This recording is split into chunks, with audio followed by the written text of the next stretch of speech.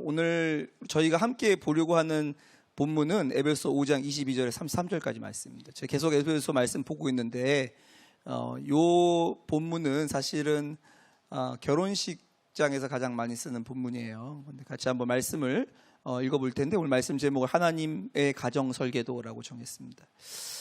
에베소 말씀 5장 22절에서 33절까지 말씀 저와 여러분이 교독하도록 하겠습니다. 아내들이여 자기 남편에게 복종하기를 주께 하듯 하라. 같음이니 그가 바로 몸의 구주시니라. 그러므로 교회가 그리스도에게 하듯 아내들도 범사에 자기 남편에게 복종할지니라. 남편들아 아내 사랑하기를 그리스도께서 교회를 사랑하시고 그 교회를 위하여 자신을 주신같이 하라. 이는 곧 물로 씻어 말씀으로 깨끗하게 하사 거룩하게 하시고 자기 앞에 영광스러운 교회로 세우사 티나 주름 잡힌 것이나 이런 것들이 없이 거룩하고 흠이 없게 하려 하심이라. 이와 같이 남편들도 자기 아내 사랑하기를 자기 자신과 같이 할지니 자기 아내를 사랑하는 자는 자기를 사랑하는 것이라. 누구든지 언제나 자기 육체를 미워하지 않고 오직 양육하여 보호하기를 그리스도께서 교회에게 함과 같이 하나니 우리는 그 몸의 지체임이라. 그러므로 사람이 부모를 떠나 그의 아내와 합하여 그 둘이 한 육체가 될지니 이 비밀이 크도다. 나는 그리스도와 교회에 대하여 말하노라. 같이 읽겠습니다. 그러나 너희도 각각 자기의 아내 사랑하기를 자신같이 하고 아내도 자기 남편을 존경하라. 아멘. 오늘 말씀은 남편과 아내에 관련된 구체적인 명령이에요. 그러니까 다윗 공동체에서 하기에 가장 조금 별로인 것처럼 보여지는 본문입니다. 제가 여기를 건너뛸까 이런 생각까지 했었다는 걸 아십니까? 네. 오늘 본문은 그래서 결혼하는 그 커플들에게 가장 많이 들려주는 말씀입니다. 제가 이 말씀을 준비하면 생각난 단어가 있는데 이거예요. 염장이라고 하는 단어. 마음속에 지금 이게 지금 무슨 일입니까? 이 다윗 공동체만을 위한 그 설교에 이 말씀을 하셔도 되겠습니까? 그럼에도 불구하고 오늘 말씀을 들고 온 이유는 하나님께서 이 말씀을 통해서 다윗 공동체에게 주시고자 하는 부분이 있기 때문이라고 믿어요. 만약에 이것이 결혼한 커플들에게만 기록된 말씀이라면 반드시 어떻게 기록되어 있을 거냐면 앞에 이 말씀은 결혼한 사람들에게 쓰는 말이니 이런 말이 기록되어 있을 거예요.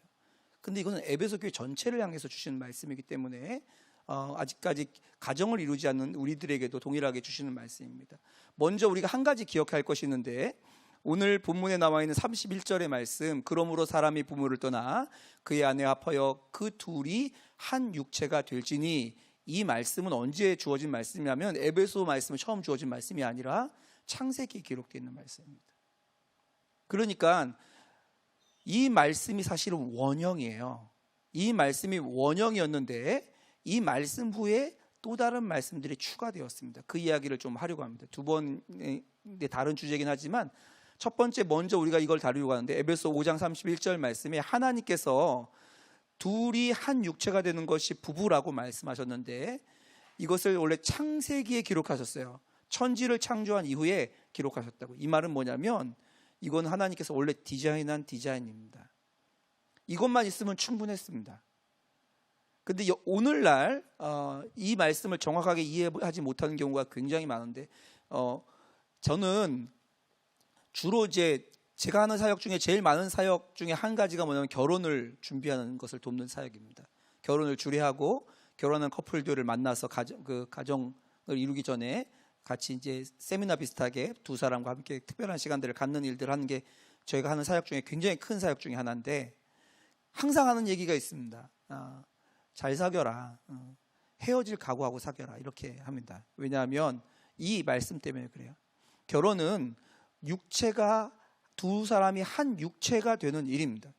그래서 실제로 이 결혼이라는 바운더리 안에서 만들어져야 되는 두 사람이 한 육체가 되는 일을 결혼 전에 경험하는 사람들이 갖는 고통이 이만저만이 아닙니다.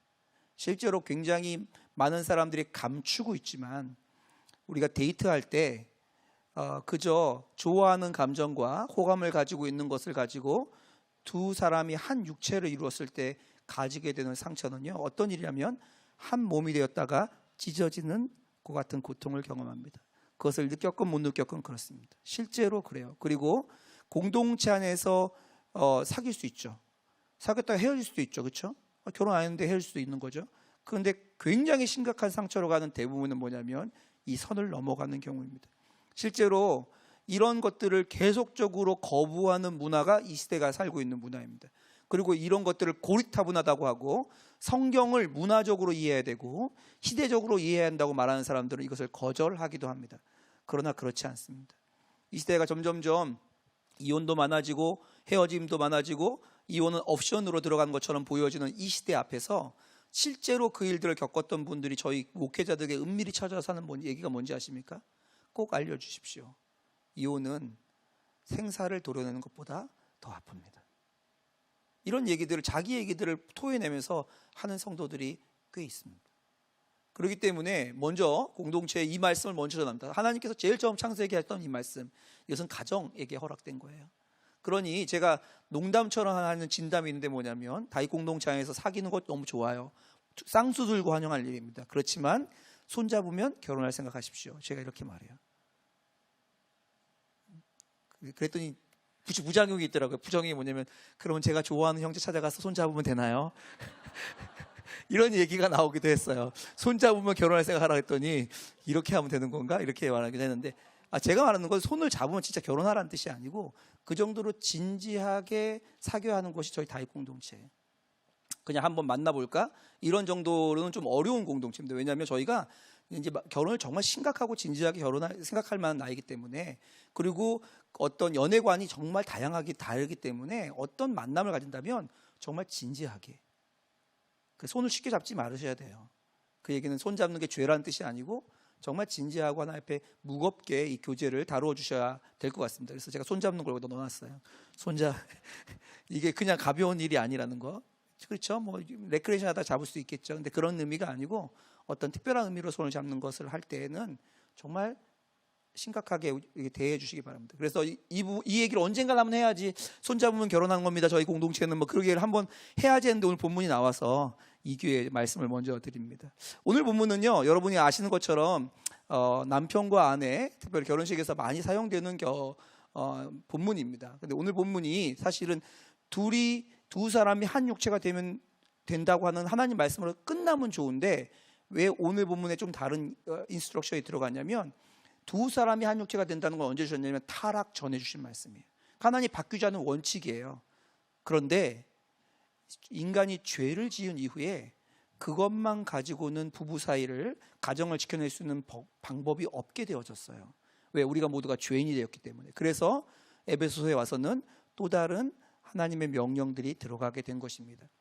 우리가 흔히 좋은 부부, 좋은 결혼 관계라고 할 때 생각하는 그림이 이런 그림이더라고요. 보통 사이가 좋고, 이거 오른쪽에 있는 그림 보여요? 힘들게 막 장봐 왔더니 남편이 다 음식을 다 준비해놨어. 이게 지금 이게 그냥 세상 사람들이 그린 게 아니고요. 이게 남편들 아내들하고 제가 글귀를 치고 구글을 했더니 이 그림이 나왔어요. 이 그림이. 그러니까 이게 크리스찬들 사이에서도 남편과 아내가 가지는 가정이라고 하는 것은 이런 거를 꿈꾸는 게 아닐까, 이렇게 생각하는 것 같습니다. 그런데 현실은 어떻죠? 현실이 이렇게 말해요.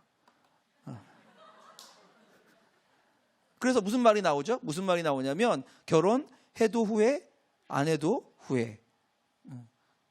그 다음에 또 이상한 말도 나오더라고요. 그래도 못한 것만 할까, 뭐 이런 얘기도 막 나오고 하는데, 이런 모든 이야기들 가운데 있는 그 거짓말을 여러분 아셔야 됩니다. 성경은 우리에게 뭐라고 말하는지를 아셔야지 그것이 거짓말인지 실제인지를 분별할 수가 있게 되는 거죠. 그래서 오늘 본문에 우리에게 들려주신, 우리가 아직 결혼하신 분들이 아니지만, 여기 결혼한 분은 3명밖에 없죠. 저하고 제 아내하고 전사님밖에 없지만, 오늘 결혼에 대해서 본인이 꿈꾸고 있거나 아니면 꿈꾸고 있지 않건 관계없이 이 결혼 이야기를 좀 하려고 합니다. 들어보시면 이게 결혼을 꿈꾸지 않은 사람에게도 하시는 말씀이라는 걸 알게 될 거예요. 한번 볼게요. 에베소 5장 33절은 이 오늘 본문의 결론인데, 결론은 이렇게 말합니다. 그러나 너희도 각각 자기 아내 사랑하기를 자기 자신같이 하고 아내도 자기 남편을 존경하라. 좀 이상해요. 뭐냐면 결혼이라는 아주 두 사람이 한 몸을 이룬 일을 말하는데 남편과 아내에게 주시는 명령이 다릅니다. 먼저 남편에게는 어떤 명령을 주는지 보십시오. 남편들아 아내 사랑하기를 그리스도께서 교회를 사랑하시고 그 교회를 위하여 자신을 주신 같이 하라. 이와 같이 남편들도 자기 아내 사랑하기를 자기 자신과 같이 할지니 자기 아내를 사랑하는 자는 자기를 사랑하는 것이라. 남편들에게 주시는 명령이 뭐예요? 아내를 사랑하라는 거예요. 그런데 아내들에게 주시는 명령은 뭐예요? 좀 달라요. 아내들이여 자기 남편을 사랑하라고 하지 않고 아내들이 자기 남편에게 복종하기를 주께 하듯 하라. 그러므로 교회가 그리스도에게 하듯 아내들도 범사에 자기 남편에게 복종할지니라 라고 되어 있습니다. 이런 말씀을 그냥 그대로 읽어드리면 어떤 반응이 나오냐면 굉장히 불편합니다. 굉장히 불편해요. 이거는 당시 1세기 때만 적용되는 말씀이 아닐까? 21세기 지금 이걸 말하는 건 말이 안 돼. 특별히 자매분들이 굉장히 불편해요. 아니 왜 남편은 사랑하라고 나는 복종하래? 이건 말도 안 되지. 하나님 진짜 하나님까지 불공평하게 대하시는 것 같아.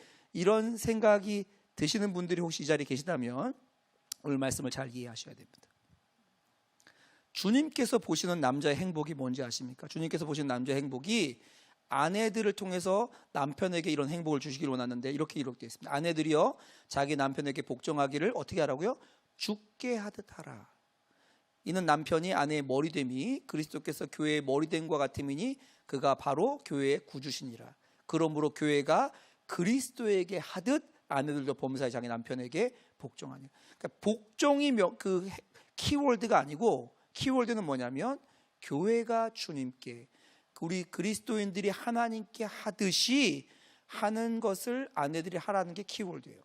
근데 왜 그런지 아세요? 이건 무슨 뜻이냐면 존중해주고 그를 인정해주는 삶을 살으려고 하는 겁니다. 왜 그러냐면요, 하나님이 남자를 그렇게 만드신 것 같아요. 이거는 제가 하는 얘기가 아니고 미국 사람들도 이 얘기를 하면서 세미나하고 다니거든요. 남자들은 언제 목숨을 자기 삶을 걸어서 목숨을 걸고 살아가냐면 자기를 사랑하는 사람에게 목숨 거는 일이 간혹 있습니다. 많지 않아요. 남자들은 자기의 목숨을 거는 일을 언제 거냐면 생각나는 사람 있으세요? 자기를 인정해주는 대상을 향해서 자기 목숨을 겁니다. 그래서 예전에 보면요, 장군이 임금에게 목숨을 걸고 그래서 신하가 장군을 향해서 목숨을 걸고 요즘에는 어떻게 하죠? 직원이 사장님에게 목숨을 겁니다. 나 김대리 없으면 나 회사 어떻게 운영하냐 몰라 이러면 그냥 불타오르는 거예요. 막 불타올라서 내가 이 회사를 살리리라 막 이렇게 해갖고, 그렇죠? 그런 일들이 자기를 인정해주는 존재들에게 갑자기 그 생명의 근원까지 다 태워서 바칠 것 같은 마음들이 일어나는 존재가 남자들이에요. 이게 하나님 그렇게 지으신 것 같아요.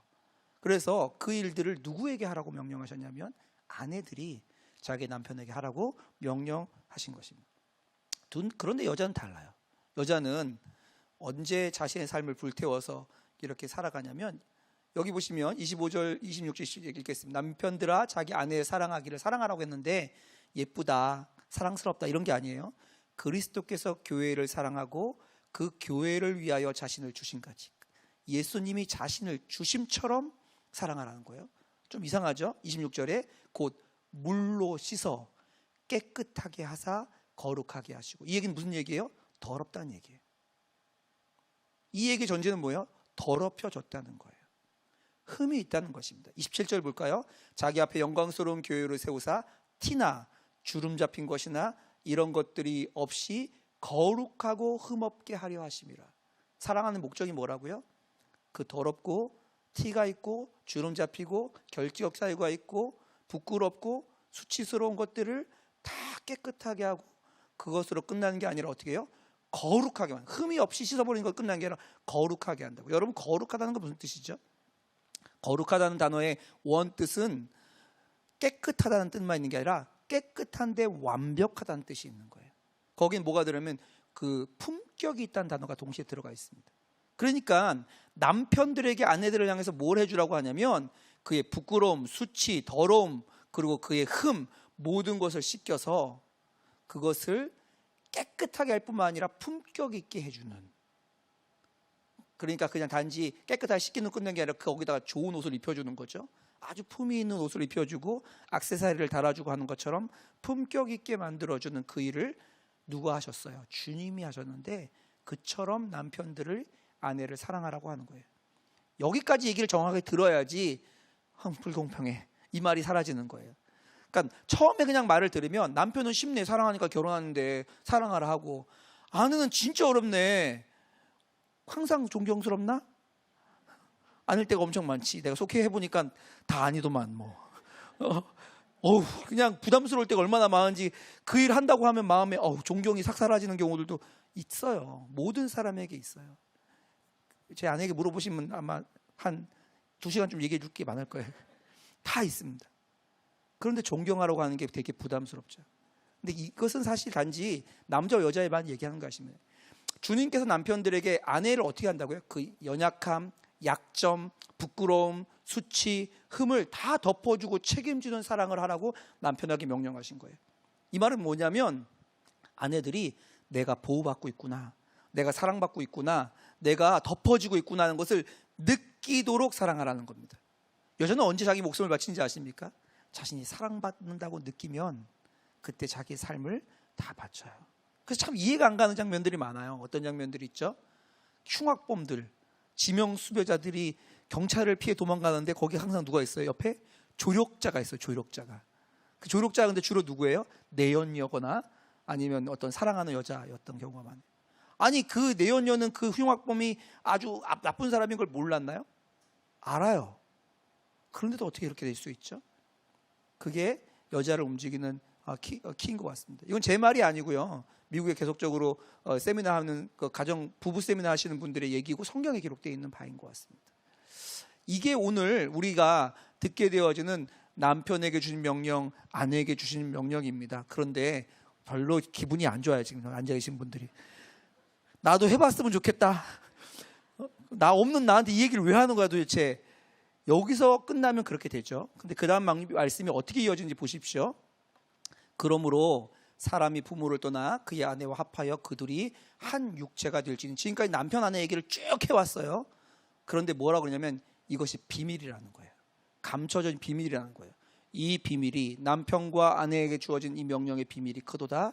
나는 누구예요? 바울은 그리스도와 교회에 대하여 말하노라. 그러니까 이 말씀은요, 단지 남편은 어떻게 살아야 되고 아내는 어떻게 살아야 되고 어떤 사랑을 하는 것이 가정의 원래 설계도인지를 알려주고 남편에게 어떤 인스트럭션, 아내에게 어떤 인스트럭션 주는지를 알려주는데 그치는 게 아니고 이건 비밀이라는 거예요. 무슨 비밀이요? 하나님과 그리스도와 교회 된 우리에 대하여 알려주는 비밀이라는 거예요. 여러분 이걸 분명히 아셔야 됩니다. 제가 가정 세미나를 하진 않지만 따로 만나서 예비 결혼 부부들에게 할 때 이거를 그대로 알려줍니다. 그대로 알려주는데 좀 더 디테일하게 알려주죠. 근데 알려주고 나서 꼭 하는 말이 있습니다. 그게 뭔지 아십니까? 이 얘기를 듣고 자기 자신에게만 적용하세요. 그렇게 해요. 무슨 얘기냐면 이 얘기를 같이 앉은 자리에서 얘기하잖아요. 남편 될 사람, 아내 될 사람 얘기하잖아요. 그러는데 듣고 나서 이제 딱 집에 가거나 데이터로 흩어져서 목사님 뭐라 그랬어? 존중하라 그랬지? 근데 왜 내 말을 잘라? 이렇게 하지 말라는 거예요. 자기 자신에게만 적용하라는 거예요. 자기 자신에게만.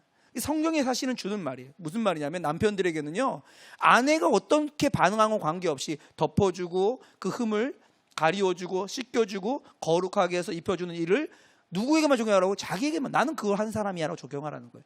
반대로 아내에게는 뭐예요? 아니 나를 사랑해줘야지 존경을 하지, 왜 사랑을 안 해? 어떻게 존경을 해? 이렇게 하지 말고 자기 자신에게 어찌되었건 관계없이 하나님께서 주시는 명령을 따라서 존경하라고 하는 그 명령에만 순종하라고 하는 거예요. 이게 제가 꼭 주는 말씀입니다. 근데 이 이야기를 잘 이해하셔야 돼요.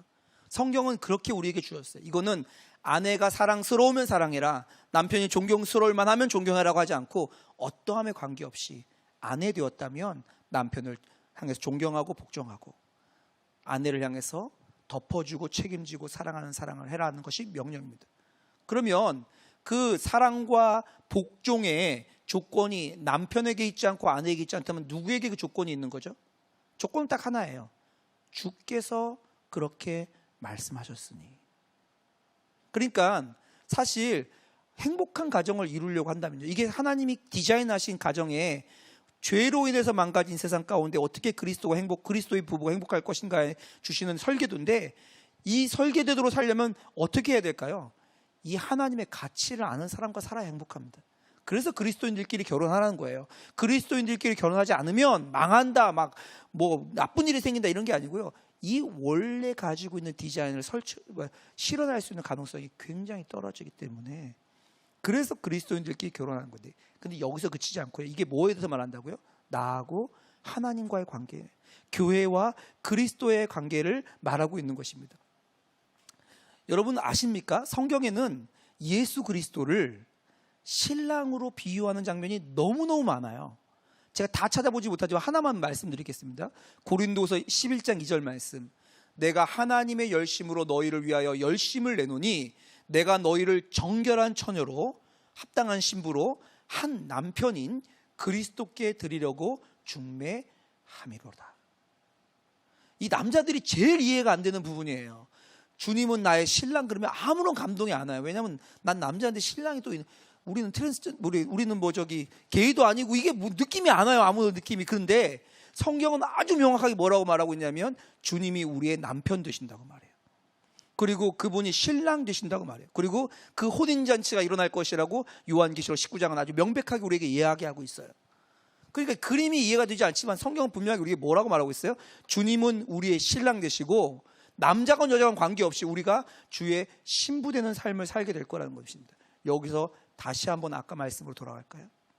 신랑에게 주어진 명령이 뭐였어요? 부끄럽고 티 있고 그리고 수치스럽고 더러운 우리를 씻겨서 깨끗하게 할 뿐만 아니라 정결하게 함을 넘어서 우리에게 어떻게 하다고요? 거룩함으로 옷 입혀주는 것이 신랑의 본분이었습니다. 그리고 아까 제가 뭐라고 말씀드렸죠? 이 명령은 누구에게만 적용한다고요? 자기 자신에게만 적용한다. 주님께서 이 명령을 왜 주셨을까요? 나는 신랑으로 내 신부들에게 그렇게 할 거야. 너희가 죄 많고, 지난 주간 그렇게 말씀을 듣고도 또다시 죄 짓고 더러워지고 무너지고 망가지고 하나님 앞에 서기에 부끄럽고 내 스스로를 돌아봐도 참 내가 한심하고, 그래도 나는 너 신랑으로, 너의 남편으로 너의 죄 많고 너의 수치스러운 것을 씻겨서 내 거룩한 옷을 입혀 끝까지 책임지는, 끝까지 사랑하는 그 남편으로 내가 너희 앞에 왔다. 이 말씀을 우리에게 들려주고 계신 거죠. 그러니 주님께서 우리에게 뭘 요청하세요? 너는 나에게 내 말을 따라 순종하기만 하면 돼. 내 말을 따라 복종하기만 하면 돼. 결혼은요 꼭 해야 되는 거라고 성경은 말하고 있지 않습니다. 근데 왜 결혼을 그렇게 장려하고 결혼을 그렇게 아름답게 말하죠? 왜냐하면 그 그리스도와 나의 관계를 몸으로 경험할 수 있는 자리가 어디냐면 바로 결혼이기 때문에 그래요. 그래서 여러분 저 다 결혼하기를 권면드립니다. 그리고 축복합니다. 하지만 결혼하지 않는 게 저주 아니에요. 세상은 그렇게 말해요. 아니요, 성경은 그렇게 말하고 있지 않아요. 결혼하지 않는 게 저주라고 말하는 게 아니고, 왜 결혼을 권면하냐면 그 결혼을 통해서 그리스도와의 나의 삶을 실제로 경험할 수 있는 굉장히 하나님이 주신 굉장히 축복된 자리이기 때문에 그래요. 여러분 결혼을 이상하게 이해하시면 안 됩니다. 성경은 결혼을 그렇게 설명하고 있지 않아요. 하나님 우리에게 오늘 약속하고 있는 것이 무엇이죠? 남편들아, 아내 사랑하기를 그리스도께서 교회를 사랑하고 그 교회를 위하여 자신을 주신 같이 하라. 이 말을 바꿔 얘기해 볼까요? 남편된 나 예수 그리스도는 나의 신부된 너희들을 위하여 내 몸을 주기까지 사랑한다. 이는 곧 물로 씻어서 내 말씀으로 깨끗하고 거룩하게 만들어서 내 앞에 부끄러움 없이 영광스러운 신부로 세우기 위하여 티나 주름 잡힌 것이나 이런 것들을 없이 하고 거룩하고 흠이 없게 하려고 내가 십자가에 달려서 죽었고, 내가 그들을 내 신부로 받아들이기 위해 내가 십자가에서 부활하여, 죽음에서 부활하여 거룩한 옷을 너에게 입혀준다 라고 하는 말씀이 성경에 기록되어 있는 말씀이고, 그것을 가장 강력하게 가장 가까이서 기록하고 경험하는 시간이 바로 이번 주간이죠. 주님이 십자가 주신 이유입니다. 이것이 남편 되신 주님께서 우리를 부르신 거예요. 이 말씀은 다윗 공동체에게 안 맞는 말씀이야. 그렇지 않아요. 정확하게 다윗 공동체에게 주신 말씀이에요. 결혼의 유무를 따지는 이 말씀이 아니라고요.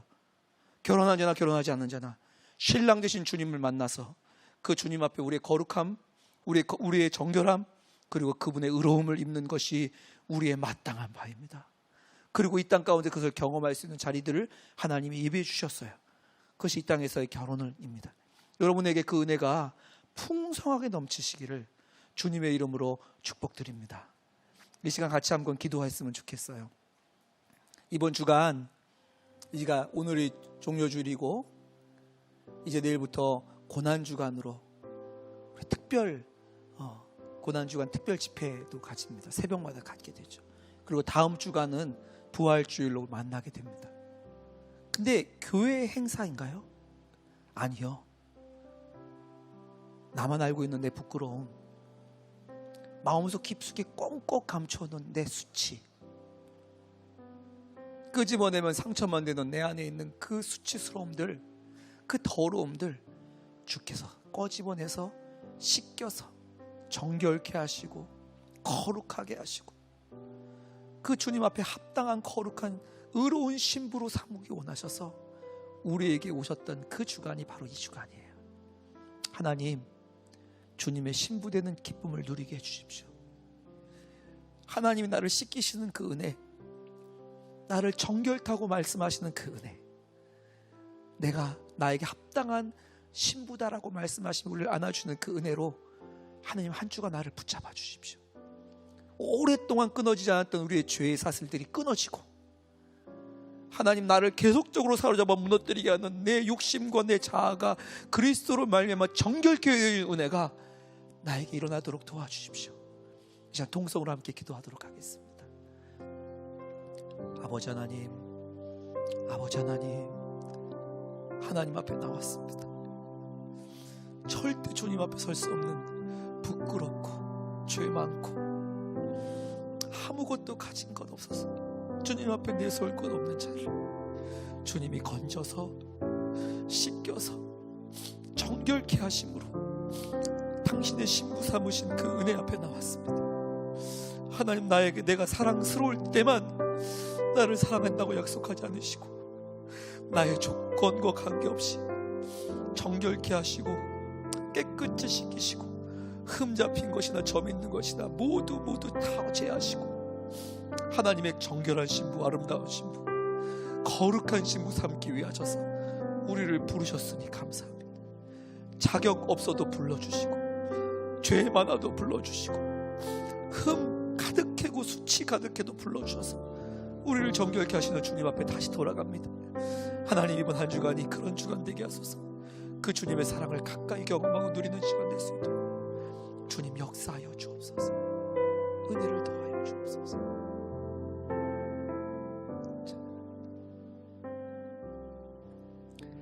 아버지 하나님, 주님 앞에 나왔습니다. 에베소서 5장의 마지막 부분은 저희 다윗 공동체에게는 좀 부담스러운 말씀처럼만 들렸었는데 주님께서 우리의 신랑 되심으로 우리의 모든 더러움과 수치스러움 씻기시고 덮으시고 의로운 옷 입히시기 원하시는 주의 마음을 담은 장인 것을 알고 보니 더욱 주님 앞에 나오게 됩니다. 하나님, 고난주간을 맞이하는 저희들에게 그 주님을 더욱 가까이서 만나고 그 주님 우리를 씻기시고 정결케 하시는 은혜를 누리는 한 주간 되도록 축복하여 주옵소서.